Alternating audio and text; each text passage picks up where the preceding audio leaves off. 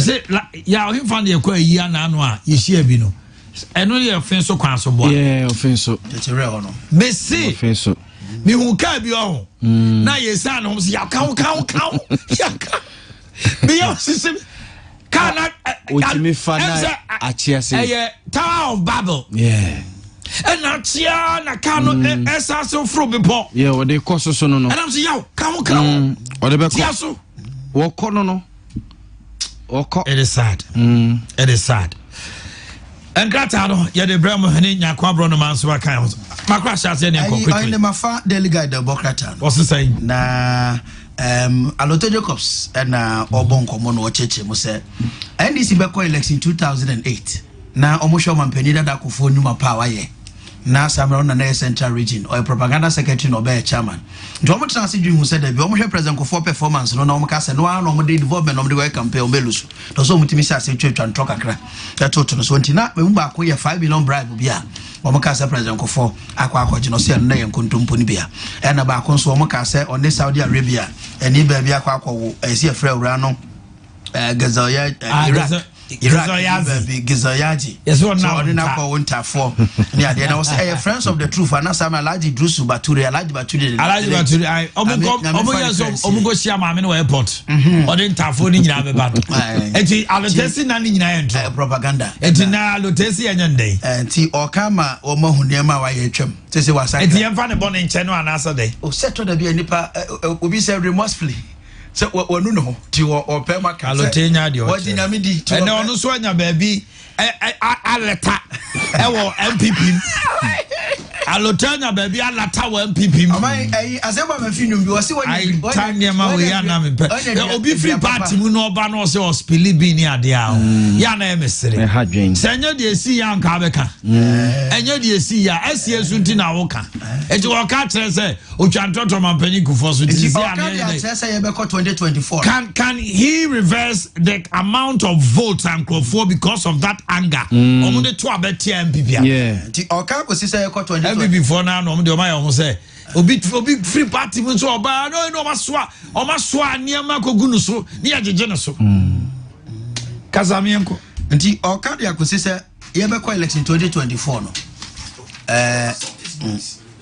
Ghana former ye ni na ho na saa niema no bi enso betime ato aso asi nti ne oka say ye Uncle Alote Jacobs nti eno no ayi oyene President Akufo-Addo eko esrem sesi wa ba bedu bono mem ya honso so onne party for any Ghana for edin komo Bono East na eno na president ekasa ewo kintampo ena ode to dase election 2020 the performance and the party for no no nyade na neje ho kra nyade the performance and neje ho kra nti ya woni president no that from kono so na ya onkonwa makomako endom azaze ni ere no na se onkonwa miensa na tese party that menya se de mani bi o wa se yetimi ere ho na 2024 no ya se betimi abomatia the president I disappointed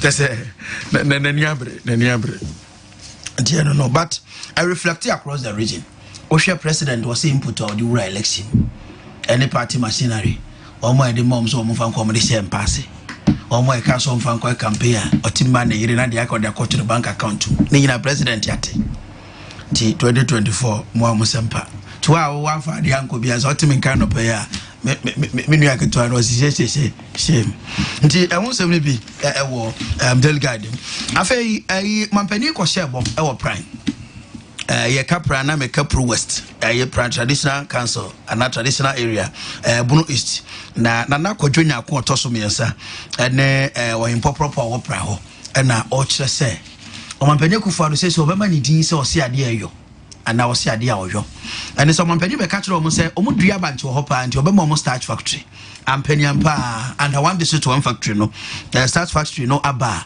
o mo ho nso eja o mu banche no nko yese fufuo no na nkokonte nko ano o mu de bedie o be hata na wayam bi nikanika mo na kokonte abetia ne fufuo nko a da bi sese de o betimi akoto bi ama factory no na eno so eja wo manya revenue kakra free mu nti ho sam kakra e wo daily guide obokra 10 mu wonya bia no atobo ase ahwem and now we fix the country demonstrators here demonstration no say mo amhwe TV no mote say Apostle Daniel J Evangelical Methodist Church International koka say o man no ayedia ma asori makura ntimi to collection ni ade na asori the statement yaba say no kure ni wo ma asori ba sa asem no kan dey reflect what church ho almost say they want to disassociate themselves from the statement no here no Evangelical Methodist Church International Edia Tuja say head pastor wa salam down Apostle Daniel J na no nsem okoka odwumade na say nya collection ni ade no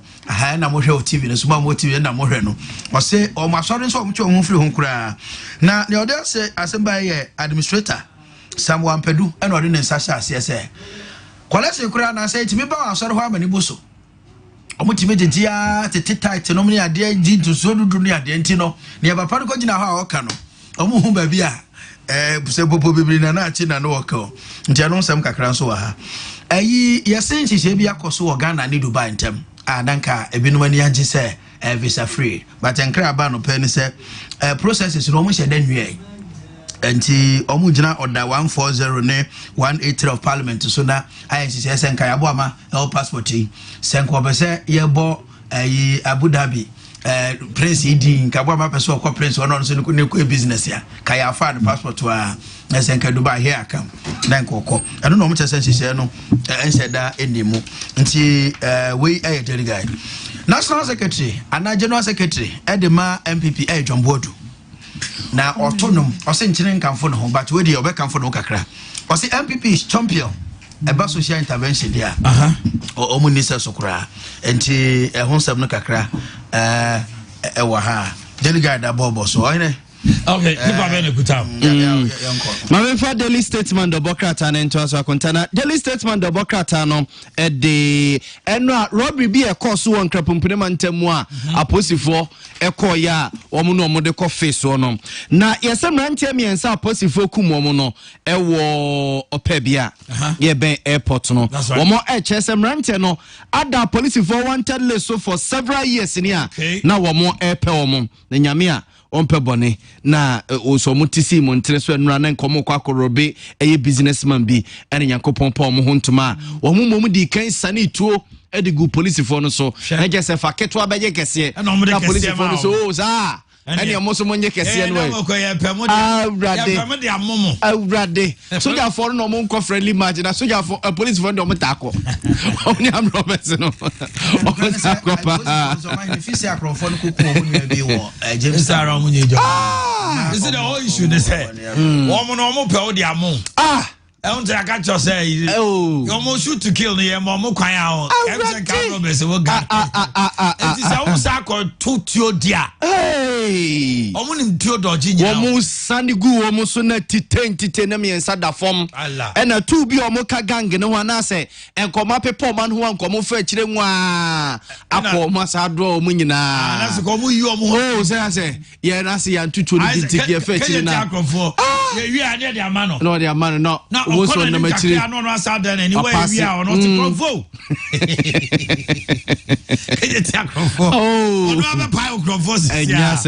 All right, other headlines beginning. Other headlines. War daily statement. The Bokrata and me, Vice President Dr. Alhaji Mahmood Bawumia, GMPP members, and say pettiness. Wamu say, Sanya Manin, no mube ina kwa. Na yi kasa bebrebe ni enya hwe ena mfie numunie yenya hwe nomne sa enya hwe a onkara no bi wo monto omomo oguso chiche na domo isira no nipa enya hwe a oguso chiche mfie num se ye nwotwe eje bia wo de betima balasa wa azamasa na kutawo se obu on man party kra ko opposition oye isira wo ena onye skapa yenya hwe masa why no living testimonies bebre Omo party ko opposition, omo ye good kese. Awu the party opposition no didi. No living testimony me nu. Ewo Ghana ha politics mu. Omo party ko opposition. Ebra no omo party wa ba mu. no mo bro me body asebaba me na for pass so okay masa mesere o omo party go opposition esira bi gu abegu omo so ne eniema tani atani no ma wo se di ba amenti abas ma wo se di ba groba ni ba ku bi to oyese oye huhu azamia na mo bo se mo bo okay yeti atuma menu asem no COVID-19 pandemic. March for the supply of the Sputnik vaccine in order to tackle the COVID-19 pandemic.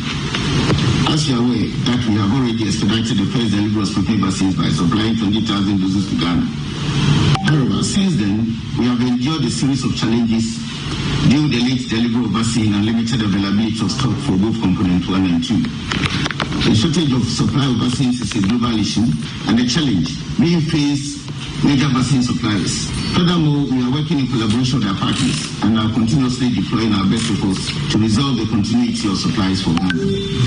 In the interim, the government wishes to source the vaccine from some other supplier. Until this issue is resolved, we are ready to cooperate with the government to meet the country's requirements. Given our cordial relationship with the government, we wish to terminate a vaccine supply agreement. We hope that when the supplies are restored, we will be able to re-engage on new terms and follow the due process for that purpose. We look forward to continuing working closely with the government to further enhance the bilateral ties existing between our two brotherly countries. Please accept my highest commitment and assurance in this regard. So clearly, are you saying that this company that demonstrated proof by making available some doses is simply saying it is unable to supply, and as we speak, this letter, there is no contract? Around that is the implication, that is so. Faith in them to supply was winning. So we continuously started pushing pressure on them.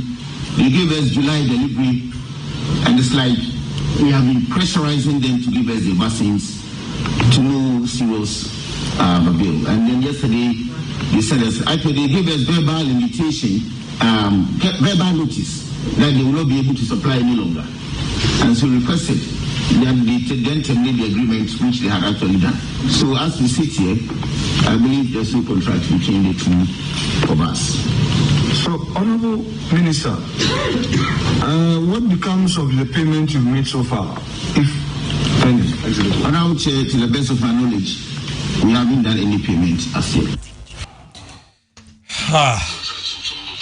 Akwaba.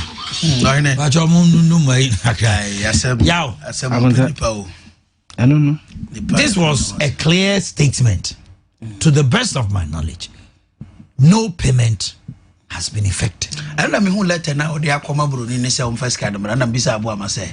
Na so mu kochi so man kan chere ne dey. I don't know no science and fancy sanura. Cause letter no mu di demand say papa no first kind of no. Health minister na san. Me hu copy wa. The health minister say no am the two. Mo fan to TV no so why. Say no ni mu bia. Jam do fa to TV. Mo sign the koy no nko je o man dey na ko san ko pa ho asma dey. Enye. Signed by Kwabena Bodi Okuafari, Chief Director. For Minister. We refer to the letter ADMLTJRO, dated 5th August. Dated 5th August. Please find attached from His Highness Sheikh Ahmed Dal Muk Al Matugo on the supply of 300,000 doses of Sputnik vaccine. The private office of His Royal Highness per the correspondent has honorably agreed to refund an amount of $2,470,000. Being the balance left on the 50% advance payment of $2,850,000 United States dollars.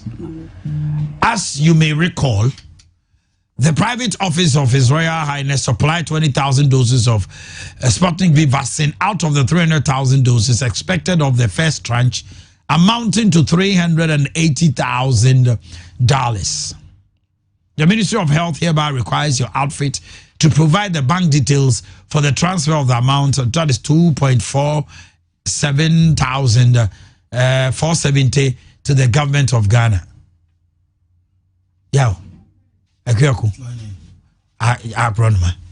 Now you say omutia sika 2.8 ahead. With the expectation say sika no be dey ebeba. Meboa. Okay. Okay, Elizabeth, I said Gifty. Okay. Honorable Elizabeth Fusua Jare, a member of Parliament at Chiman North. Honorable Yamache. Yeah, yeah. Now, pom to say. Yami, we whom mobile. What come and I day. I don't pay your from Kessben 92.9, Accra 93.3, Kumasi, and all our portals on Facebook. Now, meaning say, me Jimmy D so send our committee, Amoya Shemu, Ewo, Honorable Jima Menu, Minister of Health, no, Honaka Homadaroma. Sir. Okay. Monchema Modia Babontino, Yakinka in Abi. And nay, ebi mo se asa wo kan ho bi na ma papa yi ho kire no san se kosan ko busa no na no dodo. Mamedi Musa, what is your general impression of the response aba matrogu kata so? You it can make share Kessben etiefo nyina me site share Kumasi for me clients, me colleagues, especially lawyer Yaw. Okay. I have Namana Beba president. Okay. Ashanti region president, lawyer Kwame Osu Seche, lawyer Mujib, Holy Trinity for Nina. Yo, Mam Shana Mane Wanchen. Nemum Mibisa no Emremu question. Your terms of reference no. I didn't mami feedback. Dabio, any feedback be our hands so. Oh, okay. I can hear myself. Okay, you. Okay. Better. Okay, Kasa. Yeah, my terms of reference. Say you maybe Eddie kind. Juma no yeah, international contractor na. International contractor send a constitution eka. Emrani say, who ye international contractor. It was all no pay Article 1815 of the 1992 Constitution. I just say, ube here prior parliamentary approval. It just obey sa contract there. A year amanonia semna. Tisa all the beto parliament and ma parliament kase a ye answer wakoye. Any kind. Inti ye jumani say, ye behe say, na ye international contractor na say international contractor. Obeji for parliamentary approval na enunti no e was say me bisa no question a man who say a international contract. Okay. Ipa kona ene ye no e Ghana ni enyoma na ye kwoto ye to ne Ghana ha yehu sa enyoma ni nyina na Supreme Court so adi asem na kiremu a lawyer for say locus classicus case bi ene ni si so pepepe. That's right. And no ye Attorney General versus Balkan Energy. Yeah, Balkan Energy, that's right. I friend popularly Balkan Energy case no. Supreme Court cheche mu die contract be international commercial contract. Na ye DCC assembly no.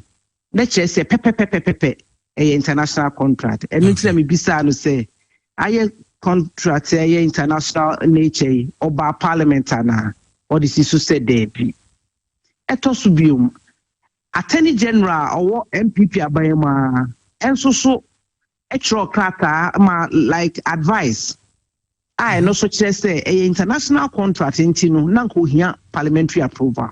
Okay. Internet sabesi sumi no etosubium say o ye so source na emra wo ho on say so source ne say o beto bibia na be procure e be a contract na one fan to graphic muso me be say me here Sputnik V enti wa betimi supply bia fa quotation bra fa niam bra ne nhwehwem fa niam bra ne nhwehwem e bi wo ho na ade na open ntem ade na open no nipa ba akopɛ ne wo bi nti e ba ne saa obetimi bibia fa ne so sourcing na so sourcing no so ho womra wo hia sɛ obekɔ PPA board ho na PPA board no apene amount that is section 4041 of PPA Act no and also dealing with sole sourcing because say publish sa anyoma no nyina say Ghana fo hu say sa anyoma we ni na sa anyoma nipa we pɛ ne wo kwan wo so eno nso so ye di bisa no na che say no so amma musa ni so enti o hwe cost no a dealing with nyoma na ehwehwe no na ansisi so na ye dwuma na de ma ye fact finding committee okay ye dwuma ne say hwe say international contract odi so o follow PPA ye okoji attorney general advice e cost that is saying eno ne ye hwehwe ni nyina kama okay ye ma wi abo mo bi aso hwe bi so the public went along with us Odaroma mame Musa we mo hwehwe mo no mo hunu say yes and odi kaka Public Procurement Authority Section 40 and 41 of Act 663 no one so name no was say what krata under Section 93 C of the Act saying koba for ratification and no etimi di Musa okay obetimi a draw letter for ratification under Section 90 but to me can't say PPA for say over under C. Okay. PPA for our right to do A and B, 90 A and B. As a C no, omunis out to me no. Okay, PPA can give it to you, but after investigation. So okay. Say who apply to PPA? You can apply to PPA. Say you 1 year you maybe. Like you have reached that 40-41, but over under 90 say ratify now. Okay. Then the onus lies on PPA to either grant or not to grant. Okay. If it's also a 90A, me annul contract no. So they can annul the contract. They can say contract no. They have a lot of things, including C, honestly, ratifying it. Okay. So it includes C, they can ratify, but they may not also ratify. But when you say your committee, you can't go on an excursion. I was say the idea amount na ojina hoye. But at the time, no, say no. Now PPA for ratify. Okay. Enti ombetimi ratify o penso so am ratify ba mra na mo te committee be speculative honorable professor Jare mra mo te committee no so amudi nkomo na as at that time still na PPA ratify mpacho ane okay then it means say na PPA entwemu ana omunyi ntumu mpacho debi okay but I have to state say he had actually written to PPA okay but time na no PPA for nyintum okay it mean ka say onbegia tuma na omunyintum okay so it's within their power to not admit it or to admit it. We are hearing from grapevine say minister wa resign what bibi sir mpacho debi minyantie ni authentic when we say social media, the lawyer knew the cancer mind China Fediato. It's been rumored. Won't say okay. Now Sheikh Mansour refund so mahunu because the chief director natural say Sheikh Mansour ajiatum, but a letter to that effect no yehu bi minim say mo amoya mahunu krata bisa. Pacho abreku ana ye committee adwuma no na yenya Ministry of Health enya ntron koma shake for the refund. Oh, okay. Yenya letter from Minister of Finance. Minister of Finance Omanhene who say X amount has been paid. So a letter bia ewo social media there, I can't speak to it. That is idea a buy him as a committee. Mame Musa we you. Mumre muno lying under oath is perjury anambwa. Yes, sir. Minister Kasa say, to the best of my knowledge, no amount has been effected. And we say no finance minister Swabech say omutia to a tune of 2.8, you know. Overcast minister will trantrot them one now say na onim as a sector minister unyini say was hunu. Okay, hono so me free check it to ebi. And adia young fancy sin enim. Oh, young fancy enim amana nyia no say bia you are lying under oath yes no young kokwanko sino. in fairness, I will leave that one. Okay, now just a mama na nintobejina comment na new mama na ninsi. Oh, didn't see. But what I'm trying to say is evidence be or why you be we no. Now, okay, 1, 2 boma, you can come to a certain conclusion. Okay. But idea I said that kind of findings, I really want to let it go. Okay, that's a terms of reference, no. The document, no say. Say ufasa document na ya na. You can decide to do whatever you want with it. Okay. It is a ufa document so the ABP. Now draw conclusion now say be a perjury become come. That is fine. Okay. Based on person be inference be out to that. Me person we person fine as a matter of fact the person can work. Okay.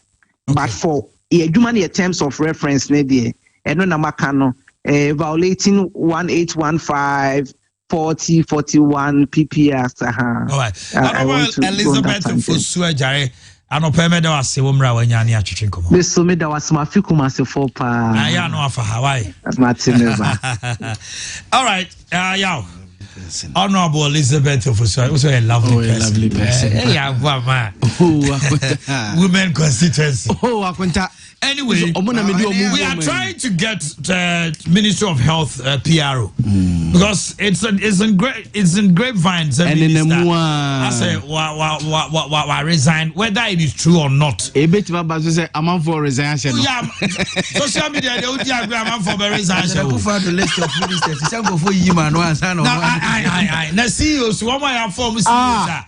A farm con. Oh yes. Board members are a form con. This is a form con. It's important. Ending yasem guitar. Social media is there. Odi agra. You be palm coat ashewo. Na coat so. Your size. Fito. A more skinny tra na ma yi na ball correct. Let the over. But the minister can also do mo say all more terms of reference. You got the terms of reference. And near my amudi sisi akwan mu say monko hwehwe. Enti yema ya abo ama adwuma say ya abo ama konkran. Na wo konkran no kodi dwuma ba ko mienu miensa. Eno na akọ na akodi tru ebro so a. Ebetuma ka cho say ne yesuma wo say koye no. Enye na koye. Ayete say yasuma wo say konkran. Na wo konkran no na wo bufa akofo dia say wo kwa akosia wo gabi. Na wo koye na asemato wo. You were not in the line of duty. Because we are him said, "Over the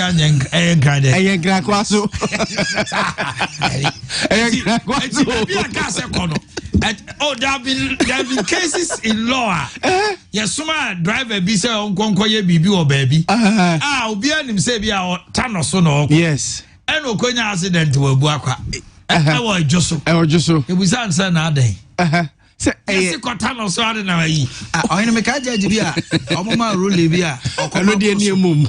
Omoka so kwa recommendation bi na mto kwa bro so there was a ruling bi ba sa ka mo say ya bro so.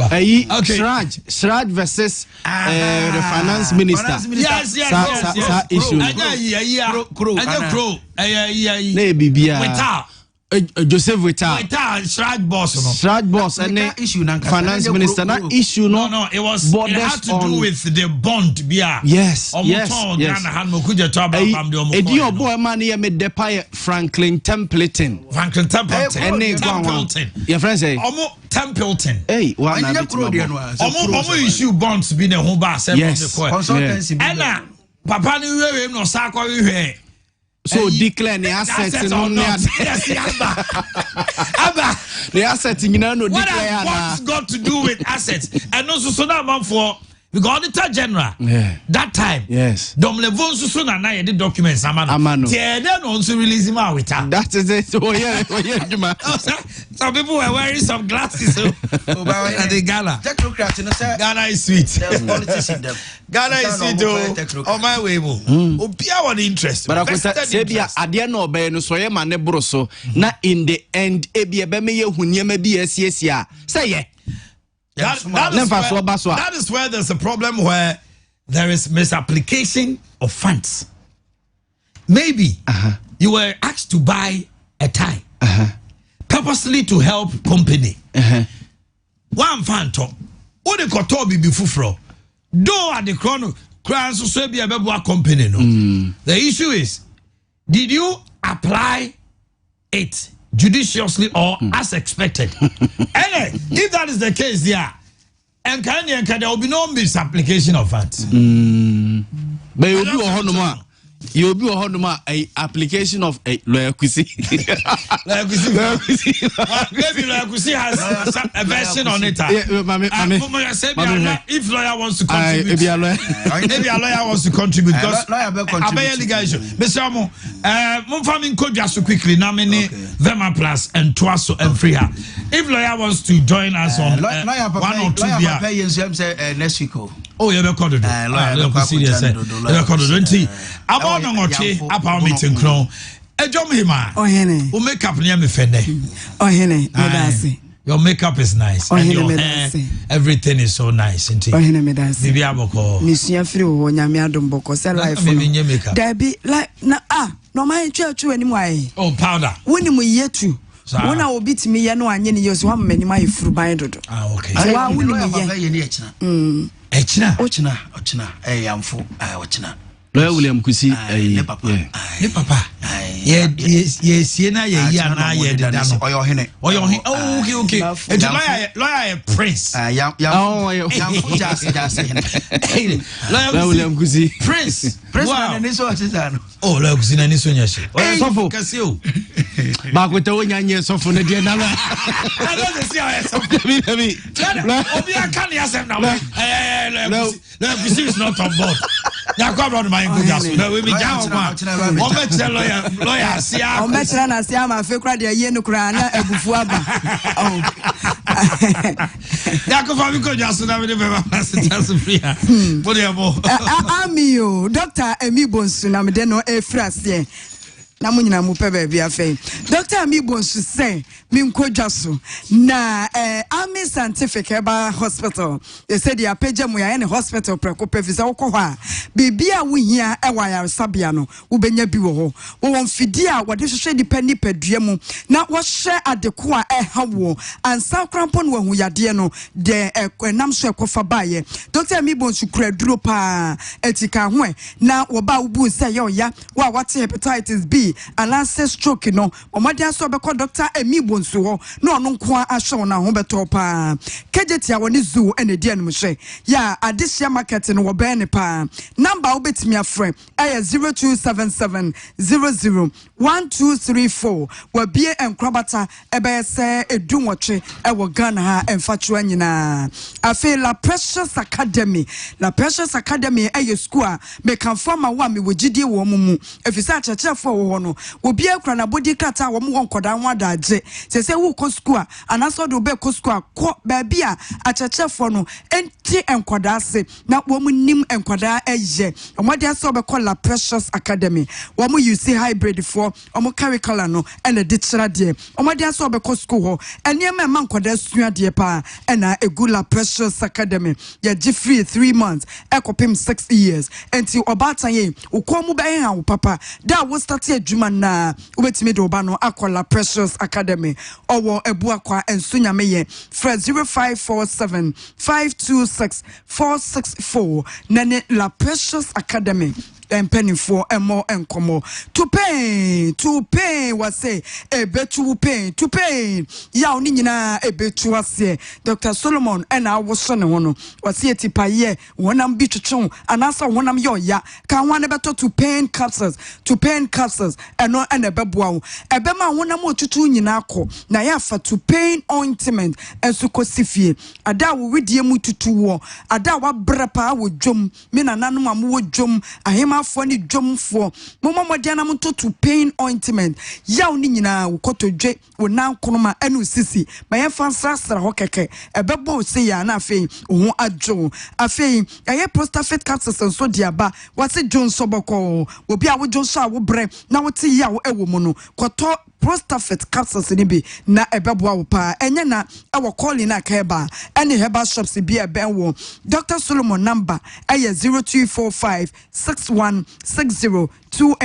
to pain ebetu ye pain nyina ase afe mame kan fu Joy Wind Company Limited for womo niema papa womo diaba no wo we obatan na se wutie me afe no wawo wo bo oba no na pibia na to wagu nsansa koto baby fit diapers na sha asesa wo de bo oba no na se wo de bo akwada na de to be ye moto kama tie we su ka ho na wato sleepy wet wipes eno na wose eye akwada ne wipe bia ye wo flavors ni pi wo ho ye wo strawberry edie wo ho ye wo apple flavor ye wo lemon de wo ho de ye ohwam no to na fafa akwada ne to ensuo na ejina mu no eye kama pa pepa bia ya ye adult diaper de aba ya tro ho pure fit eno no empanimfo mo yare diary sabia na se obabi a wo heavy flow no wonya bi a wa ye ni bi wo wa ya etimi absorb bia ya ye pure fit adult pant enso diaba ya no de wo pagya na wo de asepanyine no wo bia sizes ewom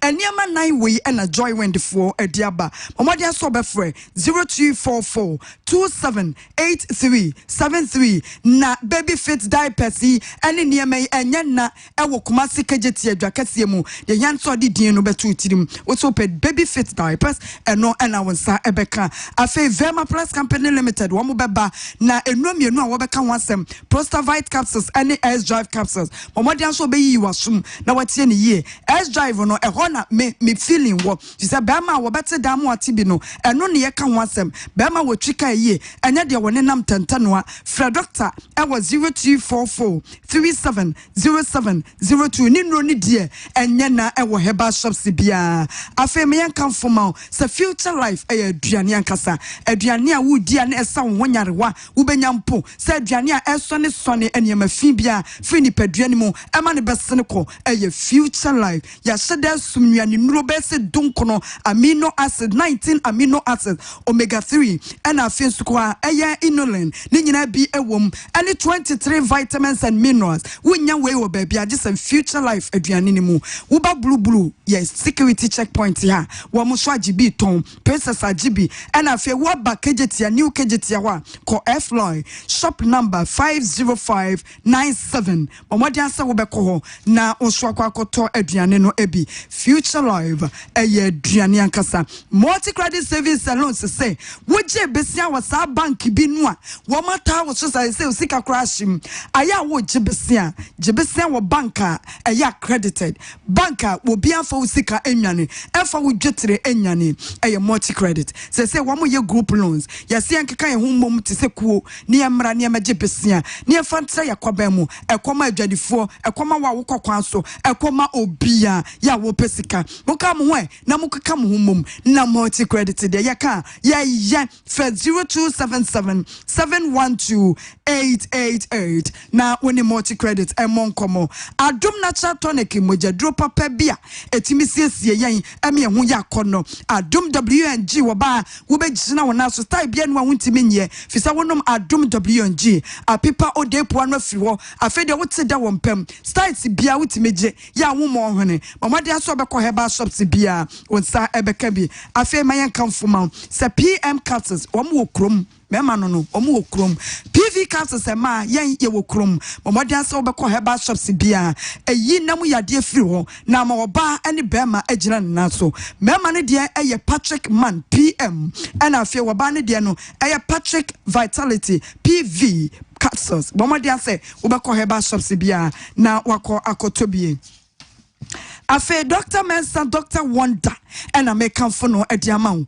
Me say, Yari ben and etete war. What do you know hepatitis and answer war power war and answer diabetes, call Dr. Wonder ho. Na woman will be dra a babua war. Stroke, I can this year be out to form and answer cocoa pa a well busuanimu. Call Dr. Mensa ho. No will be drew. After they say, won't feed our ditra ultrasound. I feel well, yeah, home clinic, no, yeah, no, dear, Yari be a babo war. What for Dr. Wonder or Babaho. No barber show for 0245 958 768 or Kochi on a Guinness Depono and a day and Mushe Susie Eba Santa ye kanfo ade ama obia wo mu de sibi soap ba eno ne ade ye pedicure na ye nan wa ye mra moto kama eti salon akese ne nketoa ye fa sibi soap nsi wo ye fa nye pedicure afei ye de sibi men capsules ade aba ti sabama wo mo adwuma e wo mpam no de bia ne kasa wa papa wo begigi nanim sa wo ba ya hwete sam no wa hwe agu wonom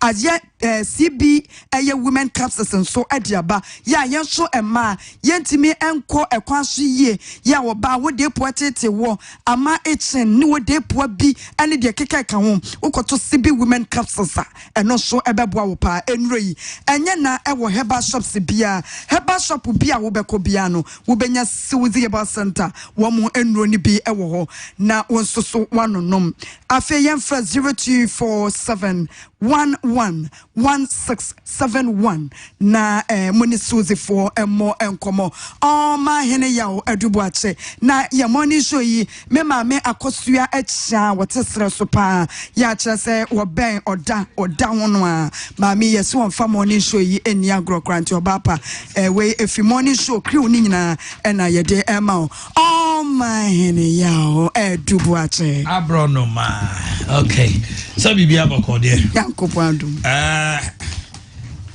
na ko to ade aka no so Mami, why? Okay. I don't know pay opakisi na yonko brebo be a friend of Bogawan.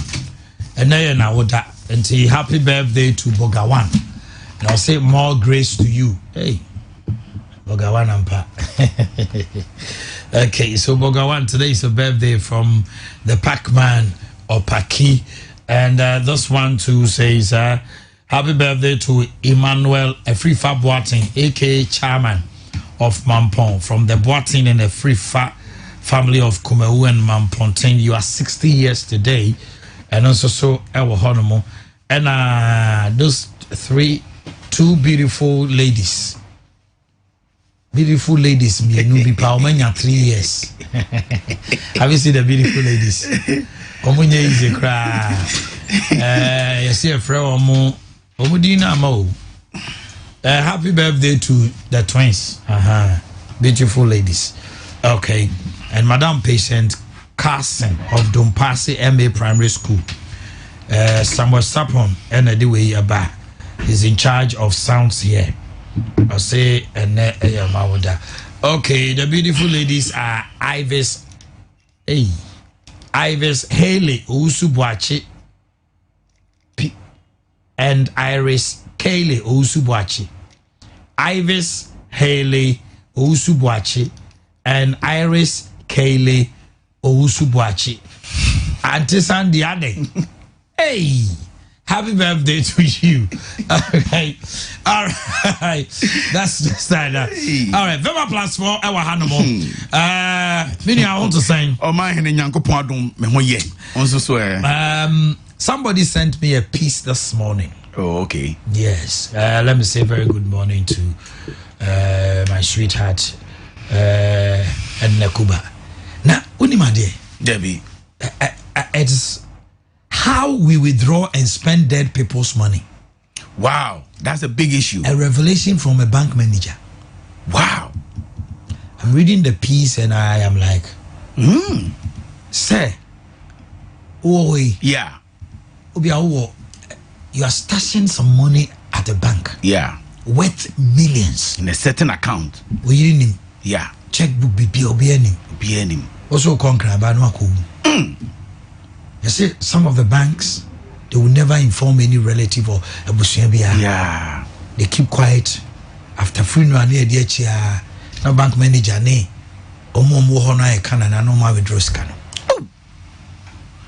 wow. I'm reading I am shocked. No, I think say idea because of when him say and na me the same issue. Na me who say me basimu phone talk. One issue that even came was about say okay, it is a CA. Me wo momo bear 200 million. Ewo me momo money issue. Yeah. Obi ani mo pass. Na me wu a. Says it is scan ekoi. This is a pertinent question. Sasi can ekoi.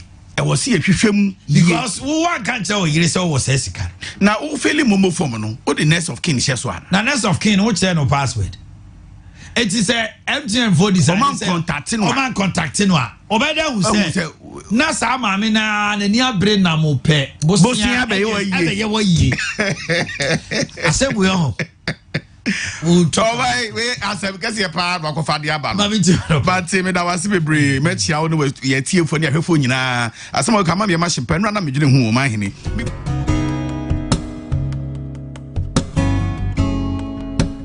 This is Kessben 93.3 FM, a new wave of excellence in radio. Okay, Abbas.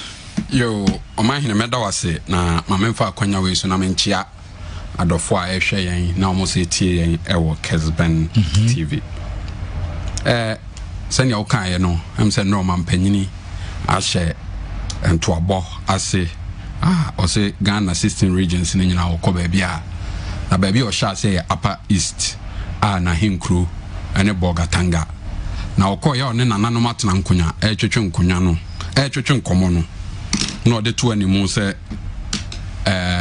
dwumadi a wadie ana say 2020 abano aye to ye no ono de no fi say wa ye adwuma wa Upper East ho pa but enya ho aseda ne ayeyi na omode ye de ayeyi no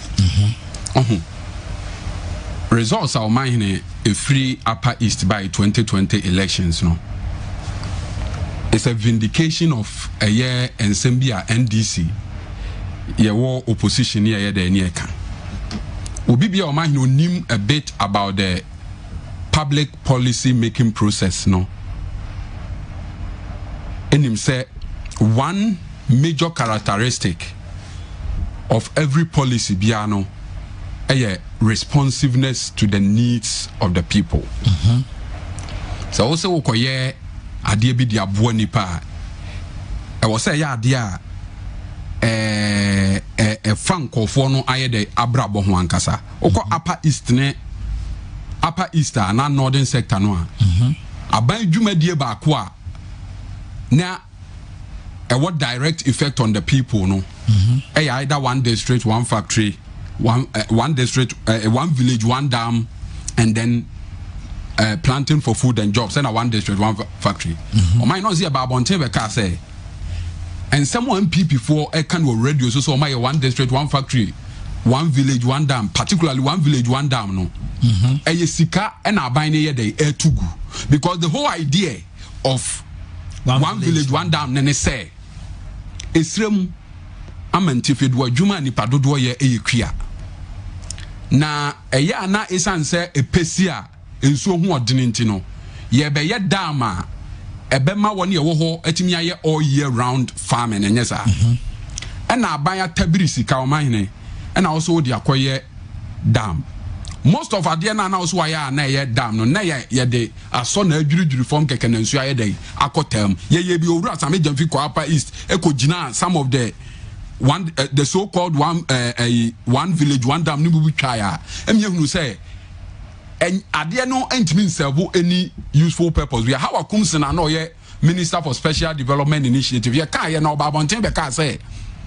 omono they are not constructing any meaningful dam now ubetimi ya construct meaningful dam unya 2.5 million Ghana cedis per one Omanhene meboa obabonche be ye de be kan enti na ensemo aban ne kan no eniema na omampanyina Kufuado so waye no Omanhene omampanyina Kufuado ni project bi ade bia waye a MPP for e kan ho asemo a anaso omobo ho dawuro no sa wo de tute ensaniani na utu no srani abasa ubehu say it has no real impact on the people what say affect you no one village one dam o say utu dam amamia eye epesi amede be yafu epebesi no mekọ dam ni mu na dam na ye dey are ehemfo bebre joy cry documentary minimum mine ehemfo ejina ho kasasa ade no a aban say eye dam no emfaso obi ani so ade ye hwe enye de enye nti Upper East fo no ehu so mampanyina Kufuado aye de wato omomrade and they paid him back in the elections ebia Because you have John Mama having 83,014 and another 47,069. It was 63.82% and 36.18. It was the margin. The margin was a bit wide. Yeah. Enti niema na buy no so why ya amanfo kohwe ho ato aba e de amano no Omanhene onsa ye say ade bi ho ya ade paba wo ye no anye ni ya na abedane no me abedane ade bone enti one day road one factory na bia wo chikumase abeka one village one dam na na do bone ho modene na na do ye adwuma ba nipa no ono odane ja ho no ono nanim se na esi ye dai e hyehye ne fa e bia one day road one factory aba wo ba ye no ka say district bia wo be si factory ba ko Omanhene asam wo hwe MPP manifesto Omanhene se wo bi wo ha wo de yenkum wo hwe page 9 of MPP manifesto omo state say page 9 paragraph B no omo ka say omo ba support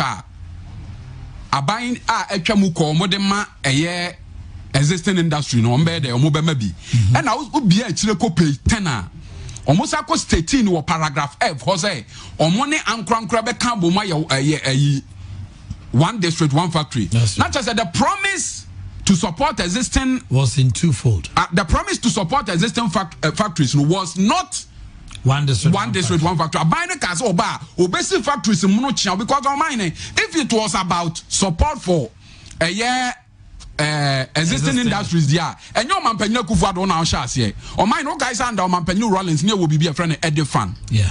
Edifan ube ye mfininyuma wo Ghana ha na wo kram fidie efri abrochire ba untua bibia aban ma tax holidays omampanyi and omampanyi kofo okro Omanhene say o kai say ne wo venture capital yeah venture capital enya say adwuma no ana ye na and omampanyi Mahama Omanhene or the Exim Bank here dey e ba ye mebo Omanhene Exim Bank no mu no omampanyi Mahama emma some pharmaceutical companies sika bebre eye tobi nkonom ni ade ma sedura ne ekokra ne wo abrochire eye dey eba no ye bi okrom ha ema ne etimi export to West African sub-region omampanyi Mahama amfa ne mfo nyina nkobon ho say one district one factory poultry industry Omanhene omampanyi Mahama twa sika puduo Edisha poultry in that the greatest beneficiary, one of the greatest beneficiary of Sir Omanhene Mahama Sika or the share poultry industry is Boris B. How do you call how I mean because the policy no so gapro chicken as at the time NDC air connect into Yanaka. Omanhene one big issue. No, Omanhene who raise here not there. Say under one. Because I am privy to all the documentation that went in the end. Good. He pre-financed the policy with about 6 million Ghana cedis. Omanhene as one district one factory I can want to. When the factories be aban let's or more fans na who si can koi. Okay. Aban only aban war a certain agreement no commitment it's perpetual. Once a buyer accept the responsibility, our committee contractually, no, usika dia buyer can a dream poor banya ya or de who say was say so 1 year poultry wa Ghana assessing your beya, you bet me produce you young crab day. So let me read this. Strategic anchor initiative. Government will partner private, local, and foreign investors to develop large-scale strategic anchor industries to serve as growth poles for the economy, especially in the petrochemicals, pharmaceuticals, iron and steel, cement, aluminium, salt, vehicle assembly, manufacture of heavy machinery equipment. Okay. And the first one says, in collaboration with the private sector, the FBP will implement the 1 to 1 factory industrialization and will ensure even spatial.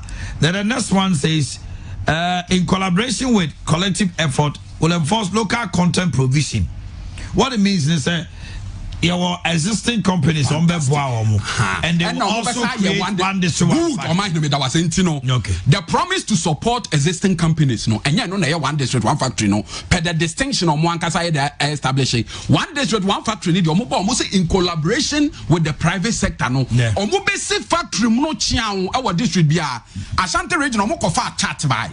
Omanhene who chat no okọ drobon so almost o mo be ye conflicts factory okọ half almost on be poultry okọ akomada almost on be where local good raw materials are available enti say ye jeje aban no to me a watimi honor the promise of one district, one factory, and just support to existing factory because I know dia nanka hu hia so obeka one district, one factory because na ye dey na wo hodada.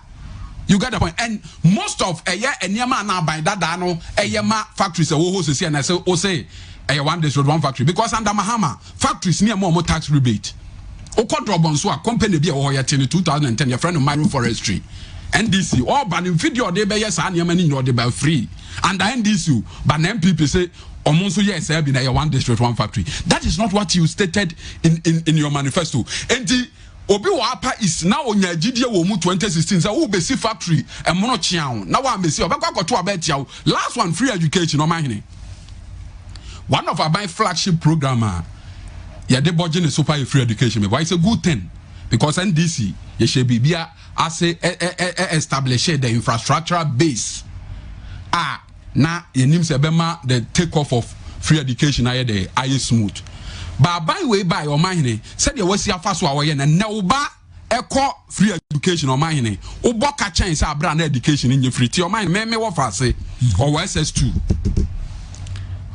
oko school be 1 month oko school any 1 month crown oba fi na me say adentina any 1 month any 1 month papa wo hwe because the education minister was here and I asked him the same question. So Odi woman they spent 6 weeks and they came back. 6 weeks and they also weekends free. So I'm talking about no, but you can't take it out. What they 1 month okay good 6 weeks Omanhene. Sure, the debt level has gone up, but economic management has not gone down. The debt level has increased, yes, but why do we want to maintain prudent debt level? Why is it that we ask that the debt levels be maintained at a prudent level? The reason is because if you do not manage your debt properly, it will affect your growth. Isn't that the case? You hear the NDC saying, but the debt level has gone up. Sure, the debt level has gone up, but economic management has not gone down. The debt level has increased, yes, but why do we want to maintain prudent debt level? Why is it that we ask that the debt levels be maintained at a prudent level? The reason is because if you do not manage your debt properly, it will affect your growth. Isn't that the case? The COVID-19 pandemic. March for the supply of the Sputnik vaccine in order to tackle the COVID-19 pandemic. As you are aware, that we have already expedited the first delivery of Sputnik vaccines by supplying 20,000 doses to Ghana. However, since then, we have endured a series of challenges due to the late delivery of vaccine and limited availability of stock for both component 1 and 2.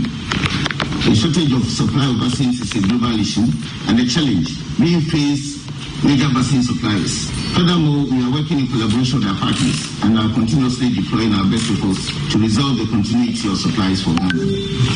In the interim, the government wishes to source the vaccine from some other supplier. Until this issue is resolved, we are ready to cooperate with the government to meet the country's requirements. Given our cordial relationship with the government, we wish to terminate a vaccine supply agreement. We hope that when the supplies are restored, we will be able to re-engage on new terms and follow the due process for that purpose.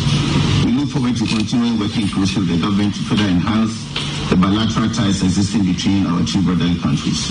Please accept my highest commitment and assurance in this regard. So clearly, are you saying that this company that demonstrated proof by making available some doses is simply saying it is unable to supply, and as we speak, this letter, there is no contract? Around that is the implication, that is so. Faith in them to supply was winning. So we continuously started pushing pressure on them. They gave us July delivery, and it's like we have been pressurizing them to give us the vaccines to no serious avail. And then yesterday, they said actually they gave us verbal invitation, verbal notice that they will not be able to supply any longer. And so requested that they then terminate the agreement which they had actually done. So as we sit here, I believe there's no contract between the two of us. So, Honorable Minister, what becomes of the payment you've made so far, if any? Honorable Chair, to the best of my knowledge, we haven't done any payment as yet. Okay. Kwakwaso for Jayatnase, Deputy Communication Officer, Shanto Region for NDC. Kwakwa to say? Omanhene Twediampo Adaro Mame Hoye. School so to say? Oh, kakra eguso. Yo why? Macho Omanhene. Baby. Virgin Chairman Sir Chelsea says he's watching us live from Akrokere on Facebook. Abbas Gidan Goro Abbas says good morning. Cruncher Steven says please Omanhene. Can I get Ali Baba's number? Call me later. Uzwazik say he's watching us live from Germany. And Nuruddin has nothing good to tell Ghana. Who's Nuruddin? Yeah. Oh, baby, baby. You can send your message to me this morning on 0551 599 933 and 0551 444 933. That is WhatsApp 0551 599 on the issue discussed so far. No pay your Dr. Mahmoud Baumia Ekasai on the debt issues and even how the economy is faring. Economy no na bra born in the suban in the yet saying nay. I say Omuna Church or Muniamu Yenche Ghana for Nitebe here say Vice President Babe Kasa. Say fine, debt levels have gone up, but the economic indicators ne Muniaman Yadia dance yes economy ni ye. In terms of interest rate, in terms of inflation, any hunia maniama nyinano. Eno ewa ho ebe share ho asama kind of pay. Sanso so ena ebe share yera kokwa adwuma menu any committee reporter abetoja. Kwakwaso boje yen shase butter and bread issues on the economy. Yesha nimu se Maxwell Ofosu, presiding member for Swami and also special aid to Honorable Chairman Sabosu be joined. Kwakuma michi on pay on the economy. Omanhene medase mamemfo akonya yeso na menchia atiefo nyina na memfa nchia sonko mfa ma NDC for magibra omutie ye Kessben ene Kessben TV. Omanhene me Dr. Mahmoud Baumia se oye bibia nya me nwanwa biu but mitie no abra na o masa lecture no wo eye UCC no. Omanhene na me sia fem na me sure say obi a oye first year student try in economics no ebe hu said the man was struggling to make sense. Wabo besia wabo na ye unprecedented ye hu de wo de aye wo si me bo besia ne ho ban ti yem to nwum mame ye monsem mame me bo besia na mabo ne ho ban Omanhene ye nyina ye nim say besia bo ankasa ye ni self onye problem enye bone but in some of mo kan in opposition Omanhene uti se besia bokra na edi bu man ka akola kra o JSS betima abedi Ghana president what nsema kase o mo kan including the fact say o mo se wa be Dr. Baumia wa ya adwuma o Bank of Ghana da sika wa ha ehia se bro mesia bebre na nado so o Ghana nya ohia man sika wo man mu oba wo betoto no mama sika ba Omanhene botum entinka wo bro mesia ene ye hu se mpuntudwuma e wo Omanhene no Besia ye boy nyina ekọ ade e friend recurrent expenditure ye bo besia ye di tua over 1,000 presidential staffers ka ye di ne yanum omampani di behind private jet dware wo wiem Omanhene ye di tua elephantine size ministers you know but for the fact that omampani refuse to say for the first time all appointed deputy regional ministers still anko CD limit no far meboa enti uhwa technically omampani nya hwe say naka because under Mahama we had the deputy regional ministers in place with their regional ministers and I need same up to 84 or something. And if a normal company constraint to the extent say on to me deputy regional ministers, it tells you say also suffocate. And to ensure that ye bibia say what ye yasem no. So all the metren. Omanhene you see keteman pro na social media so the dane dan nyina dia se da be ma wiase tintan kese no. See, today Dr. Baumia is telling us to believe in economic figures. But he in opposition, even though he no claim so economic messiah no. He never believed in economic figures and translating into the living conditions or the living standards of the ordinary people. And I pull this here. You cannot manage the economy with propaganda, Dr. Baumia. And this is dated 2nd May 2012. Okay. Now, for time, to me read it just the 4th paragraph. Now, you can do your I say lecturing on the theme, the state of the economy. Dr. Bawumia took his time to deflate the much touted single-digit inflation talk of the ruling National Democratic Congress by pointing out that while inflation was said to be in single-digit, it had no correlation to the cost of commodities in the market, general cost of living, the interest rates, and the exchange rates of the Ghana cedi. I remember even here he questioned the Ghana Statistical Yes, exactly. Statistical Service figures. So, Dr. Bawumia mentioned the price of basic commodities such as gari, maize, pure water, cement, as well as prices of fuel products and tariffs of water and electricity, school fees, road tolls, etc., which had all seen triple-digit increases, and quizzed why the math talked about single-digit inflation was not reflecting on the ground. Okay. This is Dr. Mahmoud Bawumia. Says ampasa economy na ye count. Ye the figures to dano. Also mine who on sitting. Basically, that is what you are saying. I was so mine who say Okojomo Timito Noma the best year Benwadi di at a lesser cost. And to say Dr. Bawumia what home dear and you now could never be a lecture account. Yeah, Ghana for we should be able to say mobile and you're sitting a muno say normal ye and I say normal ye and in fact and you don't want to did ayo ura omampani Ghanaian currency takes a nosedive. And also you dated 5th month in May. And this is May 26, 2009. After Nana Professor Mensa Babamu just 5 months. Natie de Nanado Sokaye, make paragraph 3.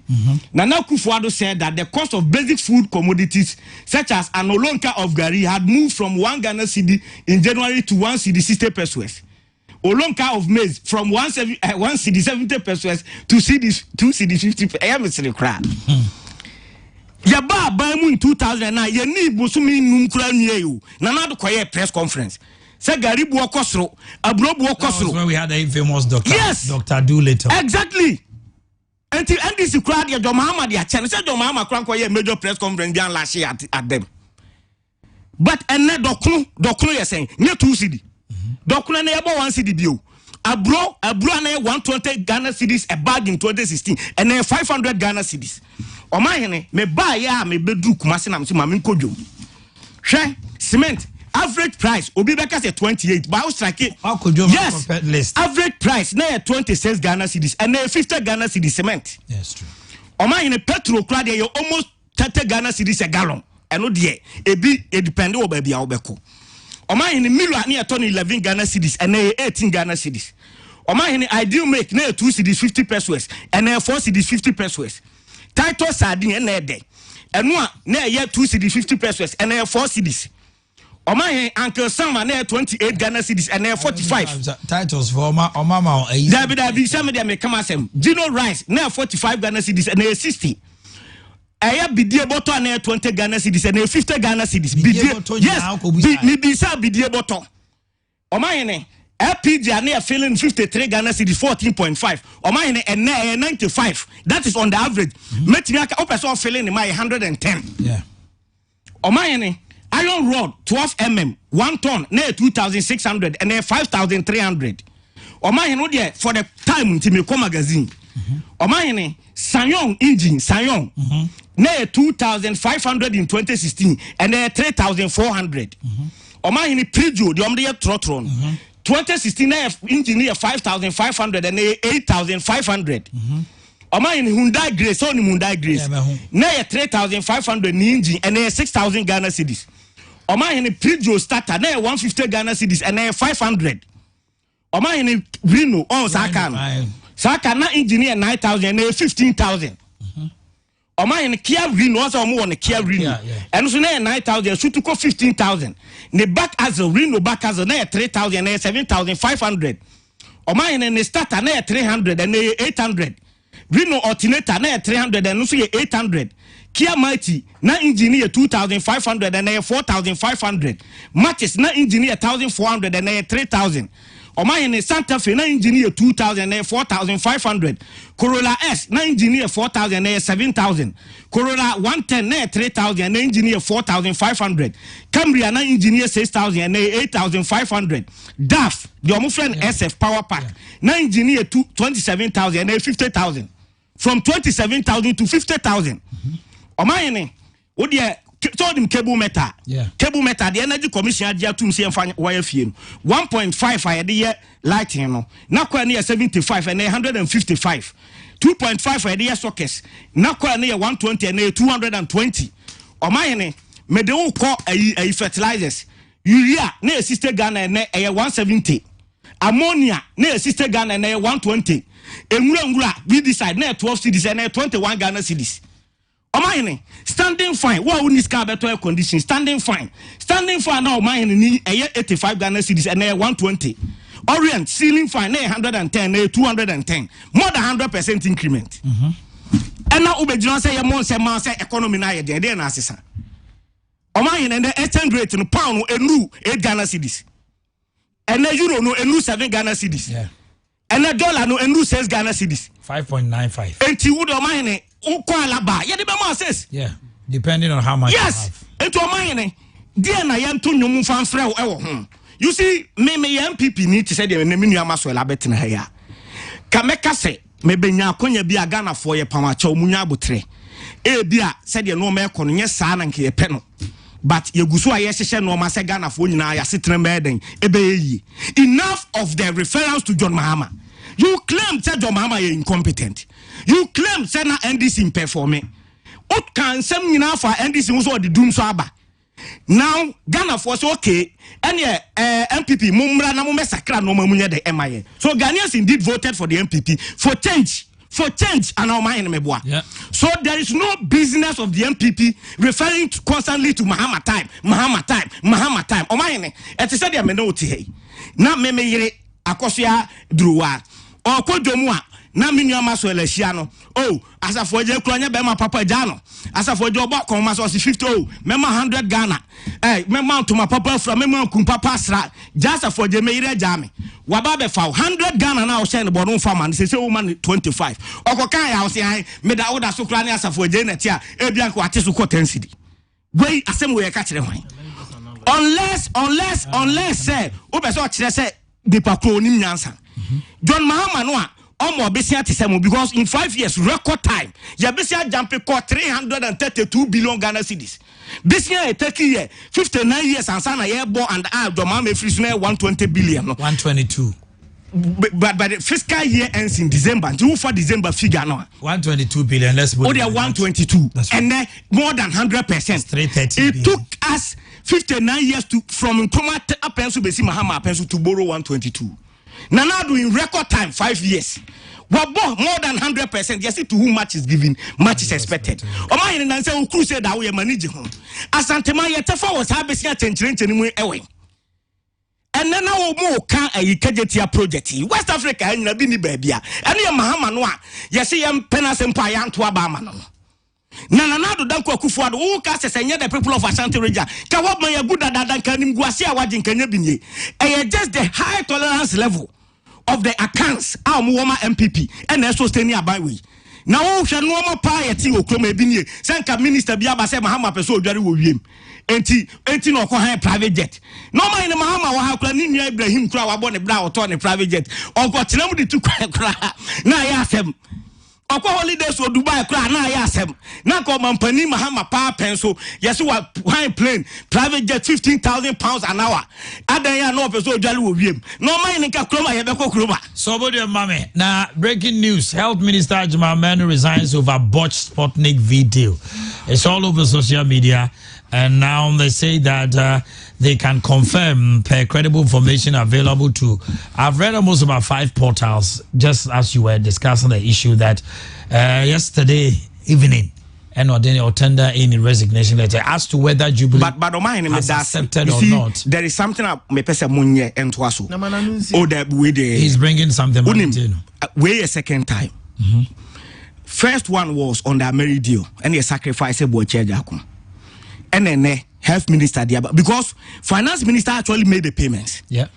Finance minister on yes or ministry was say to escape by heart. Did he make payment on behalf of a letter? Yes, because but of course. finance minister. Yes, maybe Maxwell. Is it possible? Maxwell, is it possible? Self own our finance minister. Me transaction. Me can't hold in terms of Kutueska. Based on what? Somebody will get to that issue. Maminko Maxwell Honomo is 8:53 in the studios. Please send your comments in on the 0551 599 0551 599 Join us live on Facebook also. That is Kessben FM. And watch us live if you are not on TV and you're not watching TV. Maxwell Ofosu, Mami Tianope. Omanhene, Mami Nawase. Na Minfa Asafoje Futudo. Sabi, Yasinyan ni ba ku futim. O say NPP for ye betena ha. Ka de o expect say ye be ye ne say ye be pa Ghana for chew. And said the debia so utie me no say me ba ha bia me de be Ghana for. Se obi a wo complain so oman ni mu aye din bia me ne ye adwene. E no kre so oman ni mu odin. Enti abotre no mu nyama ema NPP aban no.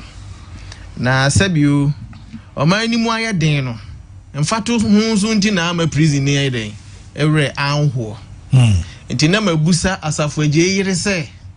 Emre bia no wo ware Asafo Agye no. Na bra bo mu te sen.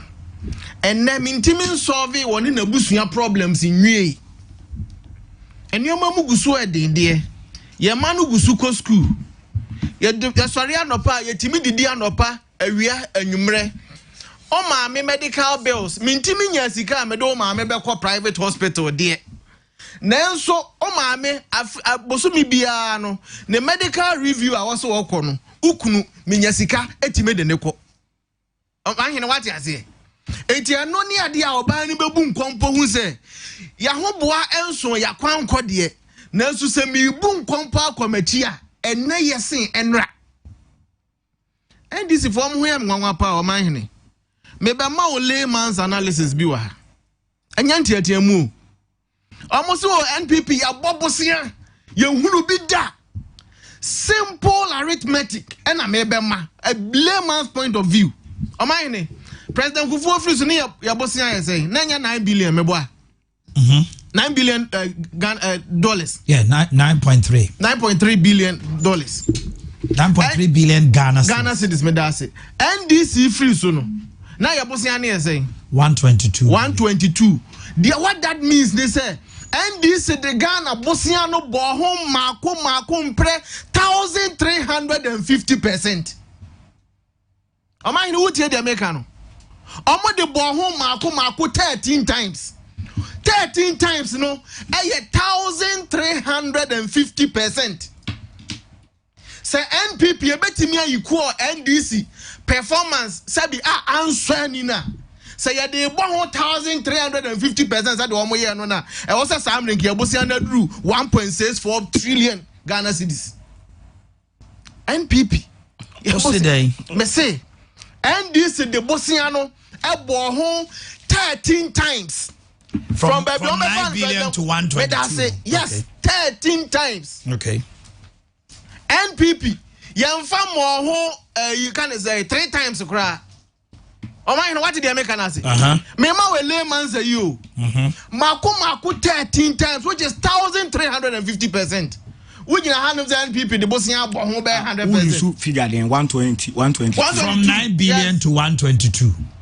Okay. That's what I'm using. So just do the simple arithmetic. And from 122 to 330. That will give you 1.647 trillion. The mathematical error is that from 9 billion to 122, no, some deduction must be made. Because Joma may free soon. That was the total debt stock, including President Kufuor. The 122 debt that we left. Allow him when he is done. Oh, that not me feel say way now there was some David, what do you mean? Also, as of Jay. Write it down. Then you come in. President Mills affairs 4 years. Would allow him to make President Mills first 4 years now. If my memory serves me right, President Mahama take it over. Next second term, no. Now your debt was around 57 to 60 billion. Yeah. It's 60 billion krana. I have it here. So you have it. Don't worry.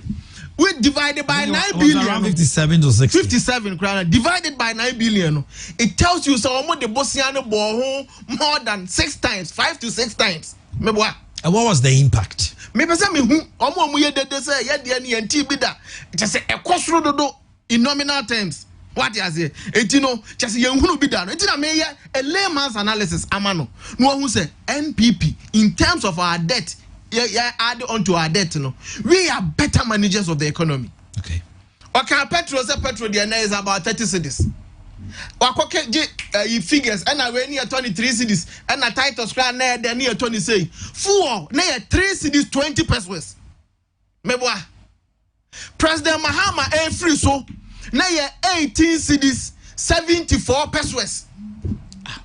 Obzam say mine or your comparison between what? Make sure for baby I free like he's comparing Kufuor to Mahama. Oh, yes. That Kufuor do any legacy. Oh, Nyabotre. Kufuor cannot be. Why can't you hold your breath? Hold your breath. They said Kufuor Timmy. As of hold your breath. Mom said there have been ample time for you. Oh yes, why are they not? It's not even 9 o'clock. Because we have another issue to also. More 3 cedis 20 pesos. Okay. Move free so no. Now we do full or not home more than 6 times. Oh yes, 1820. Yes. 1847. What you say? Modi bo hom prem akoma ensia. NPP and fafu oni mo hom prem yenu kra o. Because en prem yenu no will take us to 37 cities. Omanhene what you say? I'm not saying so omanhene mu nyeden but e ho so no na ye ka. Na some na make say na yire say na de enye no. E na make kai ne say e wo mu say nioma mu nye mre say de ye pede. And na ye say enra. What you say? Okay. That is what I'm telling him. All right. You see, Mama, in terms of dollar, we are better managers of the dollar than NDC. And the Vice President and also a simple another a year may dollar na 1-to-1 meboa under President Kufuor. First 4 years of NDC na 2.3 as a 2.2 meboa, almost double. It was almost double no. Under President Mahama, offers to now 4.3. Yeah. Meboa. Also come about what that means is NDC the dollar no ebo hum premako and 9 makwensi be guachiri. The guachiri yentinche. NPP ebetimia yuko NDC record na enso anina. E was say NPP ya the dollar ne bo hum pre 9. What the dollar ne bo hum pre 9 was a dollar ya $1 bia no ya the 17 cedis ne kofa dollar no. And then me know what say dollar no is still 6 even me find 6 cedis me 5 cedis 95 pesos no me approximating the 6 cedis na enye me da say it as for je yire to ho no ma obeka say still na nioma mu odin de ba eyesen bra na ndisi wa ba mu no eyesen as for jawari that is the point I'm trying to make. Omanhene what you say? Eti emo nyo omanhene say they can do better say wo yire no nsa nya me no me fa na dey so wo yire no ahwene yam komanza no oba. Huh? One the school fees and so over. A buy mu ahokyere aba bebrebe eye COVID and this if was woman tiase. Ba mama men kai wo mo ade baako. So we are better managers of the economy. Running to IMF alone shows their incompetence. Omanhene wote wo no sika bedi me side. Mabusu agya misika, mama me bra yi. Akohwibra e masam ensa sei. Ana sika mu ehwere. Ana me ba ho say Omanhene wo de only papa Kessben na ye adwuma ye fra wa IMF. Me ni oma nkoyie se me ma entimi nko school ni ade. Ana wo say wo sika bedi wo nsempɛ me hu akohwibra this kind boy. Enti se mama wo sika. Gisa me ye nhyehyɛ ma wo. Omanhene NDC ne President Mahama dwane ko IMF. IMF nso sabi mpredua san ye nhyehyɛ e ma NPP say usika bedi unsem wa ma obere ye nti no oyire na mudidi anopa awia anwumre sese mbedidi anopa awia munidi mbedidi anwumre aka ho almost mo say paste mutwitwi mo se anopa sa twitwi anwumre mu betwitwi baako o ma no odo mo ko new mission ubeyi o ma firi ho sese fo mo ko saito sabi wa ma obra ene ye hyehyɛ fun say ma NDC hyehyɛ omde ekowura IMF bi no IMF kof ka kire say ye mani e mabunu awie school no ye de tabua to employment so utimi for amadwuma electricity boɔ hwim aba tum uni hu kwa so obe subsidize it. Doctor for cause strike yeso o market tuantum o se yempere eno okaya any teacher for a yemfa wo mo ni ade akatuantum wo mo pre IMF so uni hu kwa so obetum uni hu kwa so obefa mamu adwuma na president Mahama be kan se oyodwanfunu onti obi a so okay nursing training allowance ye twam no na ka say dey ntia as part of IMF for conditionalities no eti na nursing training allowance ye twam teacher training allowance ye twam na sabi wo bo obra yi a ye be hyehyɛ mrafun se yamo wo gina ho no mo kwagina nkyɛn ase be ma na akɔfa no no me na me wo ha nka metimi aye ni ya ma wo aka se wabra bo bo ne se eno abebo obi di ama no me yire no ne ho ntɔ no but obun kompo hwe na chi a enne eyase asafo agaware no Omanhene NPP ya ba ya hyehyɛ ya nioma yie no free SHS de bia me ka o me se he aban na ya ade but enye nko anya ni nyina because utua me ma school fees ba me a untu me ho aka nwie achievement a obi NDC achievements o mu ye nyina ebia no e kan nyina boma antu free SHS because okay research be about 2012 so be kai a say Ghana for your priorities then health and education. Now, and then based on it, and people can say the free SHS beba. And now one take Senkanya me wafa wo free mua. Senya maami adwuma say ya na papa adwuma say ya. Education anya sika fo nko ade o. Obi atime de ne bako bi. NPP achievement ni bi no no. Even emre mu odin kra no. Ya bo aboso e support it. And the NDC say okay. Ebra mabunu ka so mu pa adwuma ye yenya home minister e be ka kire ye say omo ya akwadwero omo fa sika akotwitwa sere eton omo ye nantwie ni nwan ya omo benya adwuma ye NPP ankasa o ye ka say ye adwuma de bi ba friend napko e wo mo say nya sika mu bi ade nanso e be so ye manasene eno ne aban ya wadwini nchiri ma ho mo betra ha na mu ye dedi Omanhene why na so da yeda 2 minutes more. Okay, so be extending me you go again 2 minutes more. I have to do a quick commercial break and come back to you. What is it? Find a soda yada. Say abai we say ambulance scramble buy. Mo kofa bi aba na ye den. Obi so da yada say yade bi ba be friend COVID. Omanhene mi buza.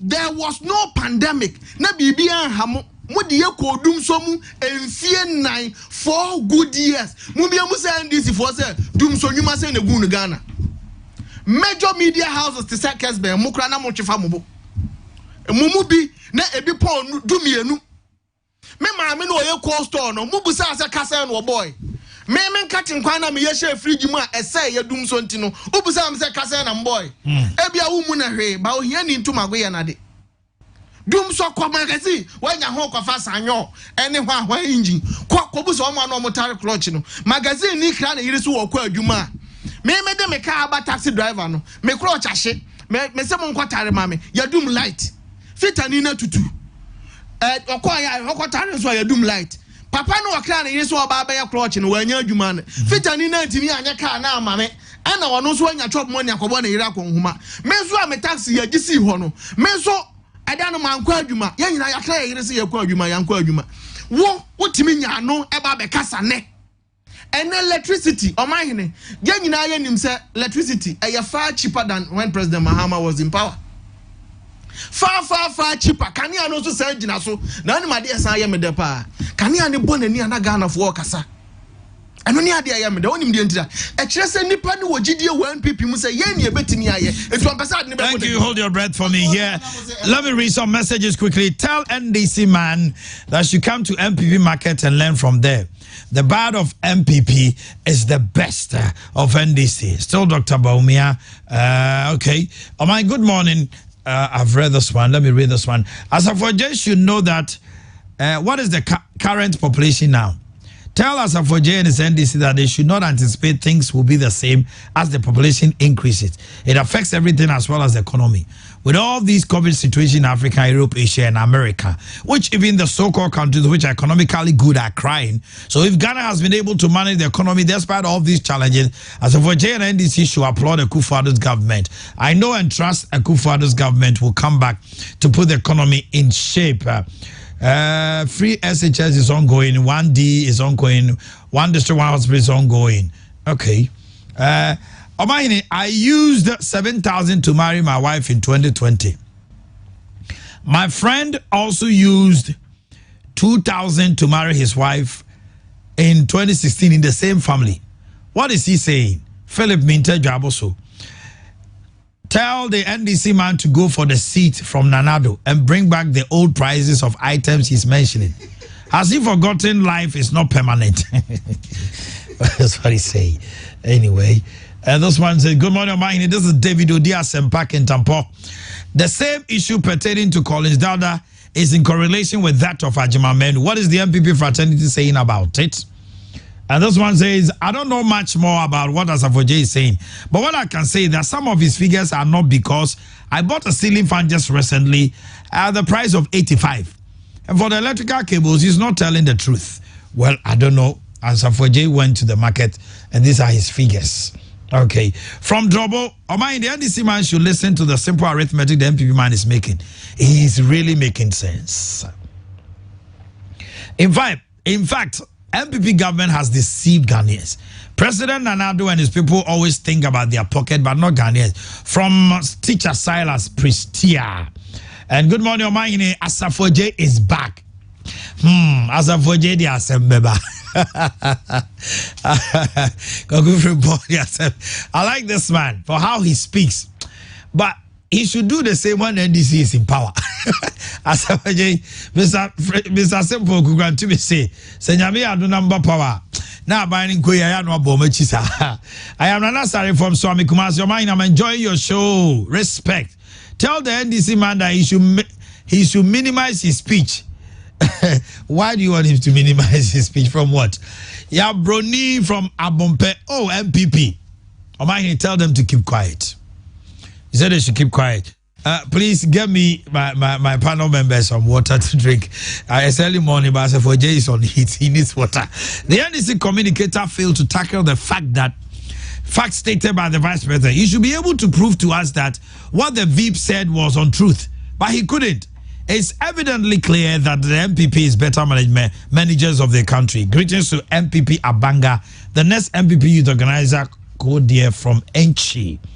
And this one says, Omanhene, good morning. I am Richard Opanfree Ezra. Please tell Asafoje to stop shouting and nagging for comparing price of goods and commodities. Is he trying to tell us that the price of commodities, since they were in government, the same prices of the manufactured good produced today in this COVID era are the same? He should give us a break and stop the propagandist submission. Hey, my name is Ajiman Steven from Adwato. I'm a full MPP man, but I strongly support what Asafoje is saying. The times are hard. Nana Mbawumia, stand up. Nana Mbawumia, stand up and make things work. Asafoje is speaking the truth. I feel sad when I hear this from NDC communicators. Ask him, has there been any decrease in commodities in this country?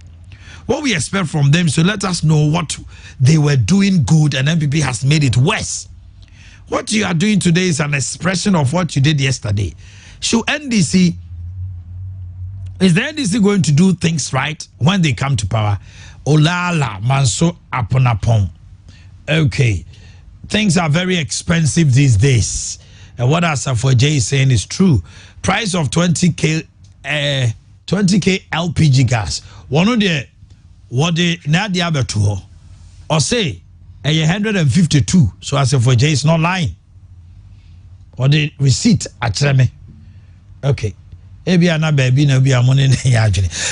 the NDC man that you should keep quiet. They are all the same. Ghana, we should rather come together and build a nation and stop this MPP and this thing. Wow, to my MPP. All right, Mr. Woman, with some few minutes, I'm done home right now. The last minutes, I'm from Amonamon Komo.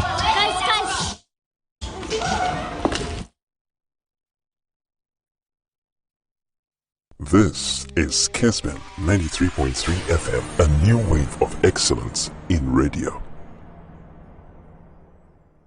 Mabusuafo nyina akwaba ewo ene jumedia yedi ewo atwuma empasua eso ehwimase danchambon so tatiman boko twede efuase trebrom ani nkura totoa so nyina ena ene yehia na yede yensem eto omampanyini na nakofo ado anim enti hia ye sabi enye ntokwa enye bufuo enye manso na mom ensem a ehayen ene ye pese de to aban anim na aban no oyeye mboa ekwan ho asem ama sabi nananom a ewo ha anidie ni bodie ye ni ba kokra kasa ni nyina ne se obi ama na no so a panyini bia nyadan eni ha sabi ewura na natwumahene wo ha kwan wotu ho na mo bebre na ma mbrempomfo bebre wo ha o matu kwan ho na mo bebre yahia any stakeholders mpanifo bebre yahia ase be mfie be miensani ana ya twotwo ho krata bebre ne kwa aban mu na so mprepidi ehu ni se ebedu ba bi no na uko baabi a yɛse mu ntwɛn bosome mienu bosome miensa yɛbɛhwɛ animu a na bibia enkoso enti enne ade a ama nipa nyina bɔdɔ mpem sɛ ekwan ho asɛm ɛtete nipa bebree a ɛwɔ yɛmpɛso asu ha na yɛgyina bɛgye atom sɛ ɛbra yɛ Ghana hyɛ aseɛ sɛ yɛto ɔba 92 a yɛhyɛ aseɛ sɛ yɛto ɔba wɔ man mu no yakwan so die obia behunu se MPP aban a oba so no omo na atena kwan so saa sesa bia emai na nano no mpanefo anamotu a otu ye no otu anamo bebre se panefo bia wo se kon ho eni nipa bia wo se no kasa no ye no kasa na ba de enti na yehia yi wo sa se free hwimase danchemo so tatiman boko ekọ twede efuase ene tebo mu a tese ekwan na asai buburo ye ha ye wone ma bia na makro no atimi etidi enti ebre bebre no sa companies na wo ha no na makro no etuhwa na enam sa ekwan na asai ene sa companies ne ene school nyina abafom danchemo so ye factory kese bi wo ha omu drinks ne ade da bia container ne ba na emuna to form because of ekwan no sas ekwan na linki e wo sisi ho no da bia na trader no na emuna to se nyame amwo na se ka bi twemu a na akoto no so na akofa oyo ne kese aba usan den chemo so na oduru atwema tachima ha ye wo school pon bi e wo ha a ye ndima college nurses accreditation a ban achi atomu school ni ba ha no na ma empuntu nyuma bebre ko so san se ne oton aduane ye beto na aduane de wasi dan a ne da wa ha obenya obi amana han enti na ne ma bebre koso afa ko ba se kwan na eye tente epa nsam ye no ene school nyina atofom Dr. Ami Bonsu hospital kase na wa ha na Ami asali kroi eton kroi ma enya esonfa so bebrebe but ko ba se kwan na enye ne ene se Ami na nka ha na hospital ne kase ba se wa ye free ha because of quantity or the ko fodua ya wa senator hotel wo kroi mu hotel na hotel agidi mpanefo abam mpanefo nyina team by conference ho ben nam se kwan ese ye nti ene mpanefo yi emabio na ade ba ko aha adwene pa kase se ene nke ka school so kase a ka boy asanto de a afie ko bitua so eso na ekwan nti akrakra wie school na onya ho kwan na onya school se obekwa a obo di nkire na odan nani e de amawo edu visiting da obia timi nkokwa so okohwe ne ba ego school because ekwan no atete afansam amna kase de dadam enti ama ehawai adaya so ache enti ne yadesra yasra ban ne se yen ya hai yen peso so nyina ya tanachi wodi bibia woyemu asabi mpanifo so de woyɛ hwehwamade no on pepa ne sakwa yen hia bibia mfra ban se ekwan e de bema mpuntu nyuma ene mpanifo a sabi wo ka bi wo mu betimi atane wo mani abɛhwɛ na ama neema apatimi abaha enti de yasra aban ne se They say ye kwan ye hunu nipa ɔwɔ so asabia na ye contract ye adwuma no ema no e wo no te se pinchen be so a nansa na obefa so na ɔkɔ o te se bibi be so no aba na ɔkɔ ye mpanifo ɔba ye hyɛ da gine fa so ene tena asese adwuma a ɔyɛ ɛhaw bia da obewura mu no ɔmo ya sonte na arahosam kase e wo bu pa na ama nipa dom nyina ni abre ne se bra na ye nya kwan na ye nua no ma na mema bi ti kwan ho ye adwuma na so ko ba se ye de kwan ma contractor ye ho adwuma no na manfo tete container mu ya pa mu nyina san nkrofo no ye nkrofo a sabe mu hwe fie ebi hwe schools ebi hwe busua san nkrofo no nyina ene besi sa abre se nke ye kwan no a enko ni subo bia ebo bia e ko ba se ye pa mu a omunya adwuma nya ebi bebre besi ne ebi abo asesa san se no otwe se nke be ye kwan na kwan to mu asekyiri nsuo bi ana bibi e de begina kwan ho na nko aton eniema ekoso eye gata si ya wo ye nyina ni nyina nsuo to na gyegyina mu na ase ho ba bia e friend container asabia direct erosion ni nyina manefa ho ana no da ye nsuo to ye na nka mehia se na nka media fo baba no ko ba behwe omoni so ade kakra nsuo to a e bodompem na nsuo na ha ase ewura amanfo dem sanse ba bia gyina yi nipadom ni nyina behunu se gata se ni nyina ni ehwe ase ho enti de free krom ha de free asoro new site nyina ba nyina no ni nyina eba enti ko basa na ama nsuo no abodom pema ahya ase ewura amanfo dem enti esra amampani na kufu ado se enne atwomama nyina na de adesre ne nkotosre esra ban se yesre na daroma ekwan ho asam etete yen ama ye dwodie nkoso esukuu sam companies ahodo wotimi the investors kraba ose the pakro no ba no ba ya dwuma ba ho ya ose kwan entomunti bibesi source bi gro ha nipa mayeden embeje e de ensa to ensa yam nananom ya tra ha ya da biam no di ni efo Omanhene my friend address the bench with all due respect Omanhene thank you Maswell analysis na no e defective mami na if feed into the fact say MPP for na nkaza hu say na nado wa fairly poto because and I'm here as an NDC person me Mahama ne de ba 2024 election e clear say oni contender as we speak enti me represent Mahama ne legacy wa ha enti wo no people expect wo de Akufo-Addo records e ba beto to Mahama because and e go compare in 2024 election na dey no but because of say omampani Akufo-Addo de ne nyefe na wo de kwa animu ayentonti President Akufo-Addo de no akofa o Omanhene say utie ni ye na onse akamfo so yebu bebi say nse money nti ne echedi omampani Akufo-Addo pe watini ba bi kura no coffee on can Maxwell one fra wo on testing wo and wa for papa besia onyo den so how they make no enti papa ya sam to nche olumai odwene no onye oba ye obo ne besia wa ye na dwuma okọ what you say na nado aba since 2017 onu so be bon ne besia ye na dwuma enti fa dwuma na wo so wa ye no ye fa to Mahama na mo so ye incompetent no ni ehwe de no indeed or ye incompetent I throw that challenge to you. Okay. Eto so biu. Oso ye call IMF na na kire say ye mo number. Is your company Akufo call IMF those things. So no pay oluma won kan me nti me pese me kana sem. But and some na no kika to aso the facts does not support it. And I am for teacher for ya am for nurse for ya am for way they are not true. And some o mo kan ya de to ye so I ntimi respond ye. Look. All document way by Ghana Health Service. The health sector in Ghana, facts and figures 2018. You can wait me download it. What is it? You're buying not the number of nurses as at 2013. Okay. Now 12,245. Year free akunyaso in 2017. I'm 2017 January. Now nurses should to call from 12,245 to 58,608. This is a document authored by the Ghana Health Service under Ora Papai the Ofri Ashanti region. Anthony Insiasai, Dr. Insiasai, signed. And authenticated. We have seen this document. So it is a lie. So it is a complete every year. Yes, 4,000. Yes. It is a lie. The point is that it moved. It moved from 12,000 to 58,000 as at the time we were leaving power. So they claim say IMF ni enfa nurse for enfa teacher for more. No problem. Omanhene tosu biu. But your time no so I want to talk. Mate.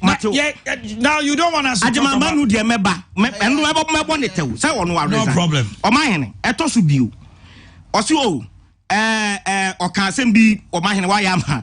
Asem a wo dey deal with. Etosu biu Omanhene. He also spoke about job losses. Okay. Good. Job losses under this current government. UNDP for a report in 2017 on mining. Indicate say Nana Akufo-Addo buy or this ban both on small scale and galamsey nipa 1 million elusu on jobs 1 million. Atosu bill the General Secretary of Beverages Manufacturers Association in 2018 ebe claim say omale 2,700 workers off. Menka banking sector crisis no more yi omadi. Ye we ye de dum so nim o nipa elusu omadwuma banking sector man unim omo ye lay omo off. Vodafone in 2017 every trench 2,000 workers. Say no na metimi am the list on and on and on. Enti anu kra de enka ho because mum perform better. Omanhene hwe we job losses na but me ma a different ibio ha. Look, under Mahama I've employed record 101,000 teachers, nurses, Mahama Tao's achievements. And already I've indicated to what nurses? And 1,000. Materials from nurses in Kwakra 12,000 to 58,000 in the bank here. This document was produced by your own government. You see, now in Toronto Dawson. Omanhene uti kromani recruit teachers. You see community day senior schools try young recruit teachers. You see some of these lies more useful in opposition. And I yet to unfortunately we lost power. You are in government. Ghanaians episode muti normal mobile beye. Baba sisa normal. Omanhene he again no person here you be said death stock no I shoot to cry nyashi. Look, you see to whom much is given much is expected. So all kinds of abrofu and Mahama market here was here West Africa nyina and so. And abotimi ya ba kokura ma Santimaya. Ka Santimaya be tie de wo kan. Eso ba ye mo se twe omo mo diju omo sika ho meter kro mo use meter baako nipa o ten store etimi tua library 300 Ghana. They pay 100 Ghana every month. That identity na wo say basa. Omanhene meter ese ejama mo yese go bia betua 800. Omanhene na identity na wo say basa. Etwam ne bo nde. Say wa nya bi ama no Mahama ya ama no so wo be fon wa say etwa no. Thank you very much. Kogwaso for J. Mami Brown chain. As for J, minim so you better than this. I don't know why I also. I know you are better than this. I say omofa nurses. Nobody NPP ni bi who better na kasa NDC amfa nurse ni. O mine work as I want. Oh please. Baba track. NPP ni bi who better kasa NDC ni amfa nurse ni ba ko bia. I'm stating this and I want to me bantai che what him say. NDC free so no na 2014 year batch no eba ni nyina o man fo mu ba kokra se me bo aka kire me yes true enkwada we school 2014 di ba nyina NDC amfa ba kokra what anoma wo ye mof yes oh please from 12,000 please Mama fashion. What you say? Anoni asama ya sorry ayeka. Enkwada we school. Maxwell was quiet and disciplined. Enkwada we school mo for omadwuma. Ye kwaka ho asama akofa paper ya better say ye free 12,000 ko 48,000. Na kwara ni we school o chifie no. Na say hwan ma me na nto aduane manini. Eno ne ye ka ho asam. Aban we ba ni abe clear backlog na ma akakakra bi. What you say? Anoni asama NPP de bi ayeka. Teacher for awie school. Ya posting no. Wa ye adwuma mfie miensa. Mahama abai se metua just 3 months. That is your incompetence. Eno na please kwanu tum. Nya botre. What you say? Mo incompetence no. Eno na ye ka ho asam. Obeka job losses. Obeka job losses wa hanum. Ese galamse we anya asem papa bi anka galamse say eno na ma nipa oh please anka wanu tum. Kogwaso for J. I want to not twist him. Mining. Now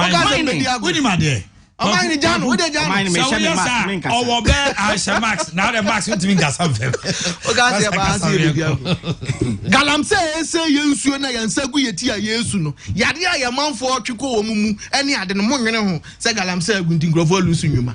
Ope achievement papa. Eno na krowura otikoko so mi bomi mu e kan Anglo Gold say ye revive Anglo Gold NPP achievement no edru baabi na nke ye ton $1 kra ye nya obi amane nto President Mahama ye pa ne che obi anya ye moto amani ngu mo sa mbeka Asantema yasem Asantema o kan say na Asantema President Mahama ya kwan Omanhene de bia no anu dem yɛn MPs na na ehuna mane yesi wo mu lobby ɛna me no yɛ adwene because the all sunsun aniwa and then what is the media be complaining say yakwan nya Ashanti region bi o e wo mu say yenwie but mu nyina mu di adanse say adwuma yɛ den koso na still a yenwie all our principal streets meba yahunu asphalt oh meba oh please bosom twen kwa jano asaka assembly yakwan journalist all journalists mutie me Asante man nyina tie me say oba ye mpesu aso am yakwan dodo na anye bo bia de me ya adwene say adwuma ekoso NDC 8 years what did you do about our rules in Ashanti region obetra hanu beka say mahama ye bibia ye nhunu bi da kame be kan sem bi kura sama me na market in West Africa come West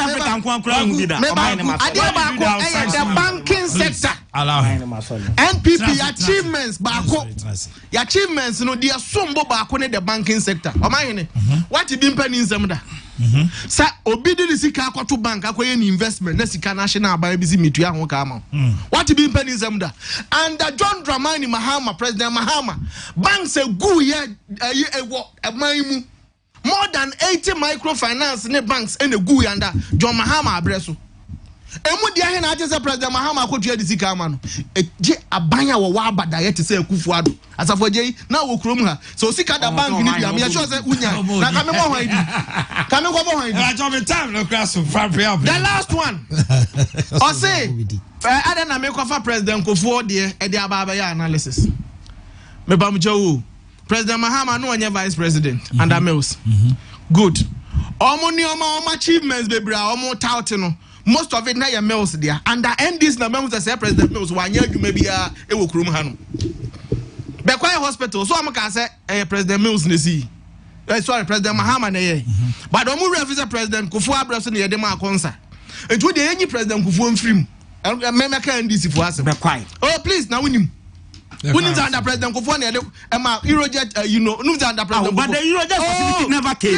Please, it never came. I can state on authority. Say, some projects now Eurojet or Maakye for Chasien. Later, we financed that project through Barclays Bank, our United Kingdom, and this is a statement of fact. You think that the president will be bank here? Who will be bank here? I'm being unfair to him this morning. My time is up. I can't continue. Thank you very much. Argument This is where we draw the curtain on today's program. On behalf of the team, I say thank you and have a wonderful day and stay blessed. It's time for midfield action. This